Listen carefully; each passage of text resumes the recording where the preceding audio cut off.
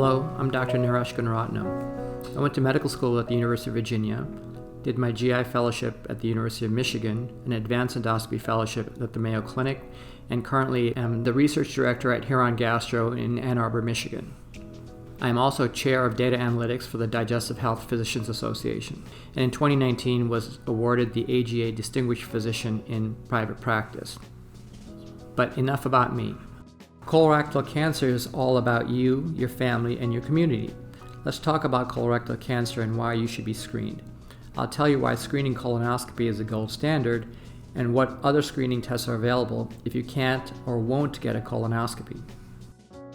Colorectal cancer is the second leading cause of cancer-related death in the United States.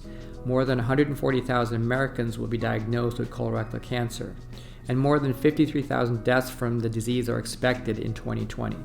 When colorectal cancer is found at an early stage before it's spread, the 5-year survival is about 90%.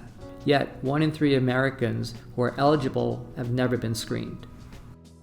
Colorectal cancer screening is generally recommended for all average-risk patients aged 50 to 75. Patients with a family history of colorectal cancer or polyps are at increased risk and might need to be screened before age 50. Patients aged 76 or older should be referred to their gastroenterologist to discuss if they should be screened.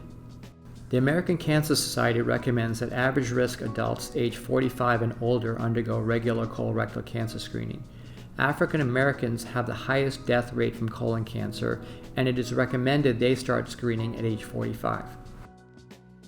Colonoscopy is considered the gold standard for colorectal cancer screening. Let's talk about why it's the preferred method of screening for most people.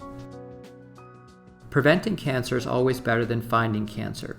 Colorectal cancer is prevented by removing polyps, which are precancerous growths. Colonoscopy is the gold standard because it's the only test that both detects and removes precancerous polyps. Screening colonoscopy is the only suitable test for people with risk factors. These risk factors include personal or family history of colon cancer or certain types of polyps, personal history of inflammatory bowel disease, confirmed or suspected hereditary colon cancer syndromes such as familial adenomatous polyposis or Lynch syndrome, personal history of radiation to the abdomen and pelvic area to treat a prior cancer. Screening colonoscopy reduces the incidence of cancer by almost 90%. But don't take my word for it. A New England Journal of Medicine study of 10,000 patients found screening colonoscopy to be more effective than FIT and Cologuard for cancer and precancerous polyp detection. The U.S. Multi-Society Task Force on Colorectal Cancer ranked screening options into 3 tiers, based on performance features, costs, and practical considerations. The MSTF recommends offering colonoscopy first, with FIT offered to patients who decline colonoscopy, followed by second-tier tests for patients who decline FIT. Second-tier options include CT colonography every 5 years, Cologuard every 3 years, or flexible sigmoidoscopy every 5 to 10 years. Third-tier tests include capsule endoscopy every 5 years due to limited evidence and barriers to access. Check with your insurance provider when choosing a screening option. Medicare will cover 100% of colon cancer screening, but a positive FIT or Cologuard test will require a follow-up colonoscopy. The colonoscopy would be considered a diagnostic or a therapeutic service under Medicare billing codes. This may result in a large patient deductible and/or co-insurance bill. So let's review. It's important that patients and providers have a conversation about colon cancer screening.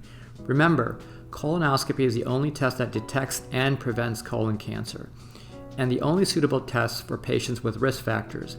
The U.S. Multi-Society Task Force on Colorectal Cancer recommends offering patients colonoscopy first, then FIT, followed by Cologuard and CT colonography.